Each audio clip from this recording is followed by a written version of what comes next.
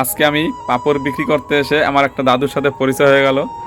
আর এই দাদুটার বয়স 90+, মানে হয়তো 100 হয়ে গেছে, কিন্তু দাদু মানে বলতে পারছে না যে 100 হয়েছে কিনা, কিন্তু 90+, 95, 96 বলছে। এই দেখো দাদুটা। চোখ টোক নজর টজর ভালো, সবই সবই আছে, কানে শুনতে পাই, সবই ভালো। ছুঁচে ছুঁচে এখনও দড়ি, ছুঁচের মুড়ে দড়ি দিয়ে দেবো। তো সুচ গাছতে পারো এখনো? হ্যাঁ, সুতো দিয়ে দেবো। ও দারুণ তো। বুঝেছো? তাই ওইটাতে জড়িয়েছি আমি এখনো 2-1 বছর বানাবো।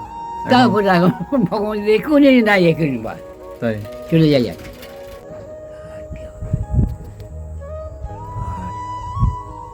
আর থাকতে মনে হয় না। ডাক্তার মনে চায় না না? দাদু বয়স কত হবে বলো একবার। 97। 97। এই দাদুটা বলছে দাদুর বয়স 97 বছর।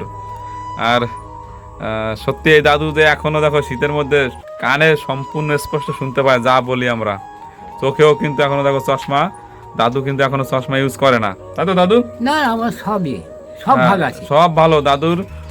ওই চোখ, চোখ, তারপরে কান, কান, সবই দাদু এখনো শক্ত আছে, স্পষ্ট। দাদু এখনো মানে অচল হয়ে যায়নি।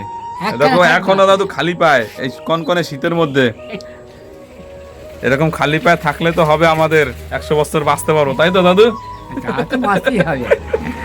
আমরা কত বছর বাঁচবো দাদু?